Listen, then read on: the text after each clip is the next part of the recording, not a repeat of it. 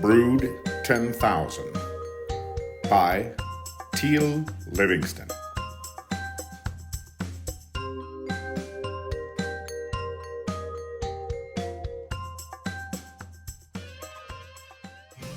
Gideon Marshall was already seated in his recliner with wheels. The thickly mustachioed man glared soulfully at the blank canvas in front of him and wondered what colors might best capture the imminent sunrise.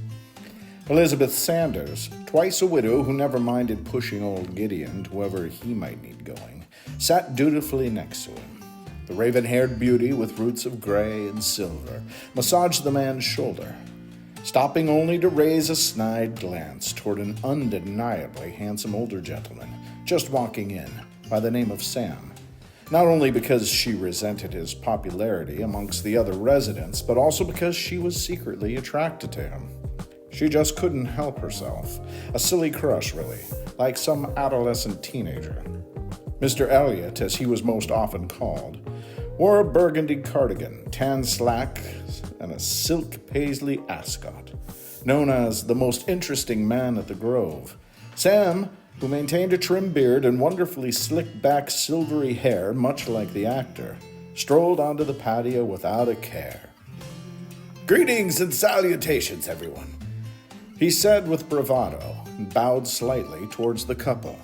"Greetings to you, old pally boy," interrupted Jake from behind, grabbing Sam's shoulders with a friendly squeeze. "Mr. Elliot, Jake," replied Gideon, a man of few words. "Oh, Elizabeth, is it me, or are you getting more beautiful by the day?" Jake exclaimed slyly. She squeezed out a wry smile and replied, "Whatever." Jake eked out a chuckle while he and Sam grabbed two seats on the opposite end. "Well, good morning anywho," replied the lithe man in his signature red and white tracksuit. Jake tipped his thermos back and took a sip. Gideon and Elizabeth continued to quietly converse. Those two were always whispering with one another, she often leaning in closely and presenting her impressive cleavage for the man's inspection. Gideon, the consummate gentleman, never stared. Elizabeth looked up again to acknowledge Marjorie Sanders as she limped into the room to take her place in the middle of the group, thumping on the canvas with a flick of her finger for good measure. "Gesso primed. Nice," she said. "Marjorie?" "Hey, Marjorie," chimed Sam and Jake in unison. "Hello, boys," she answered with a sweet smile. Jake nudged Sam with his pointy elbow and motioned with a slight tilt of his head towards Gideon, who was taking in a voluptuous view. "You're late," said Elizabeth. "Everything all right?" "I don't know," the overly tan woman replied. "Some kind of kerfuffle down the West Wing." "Hello!"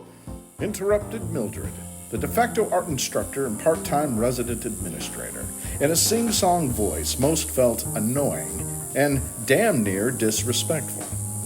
"The cicadas are out this morning," she giggled. "Looks like we'll have some company." "I thought the noise was an airplane," said Gideon roughly. "More like a freight train," replied Sam, and removed from his breast pocket a small flask of which he took a sip.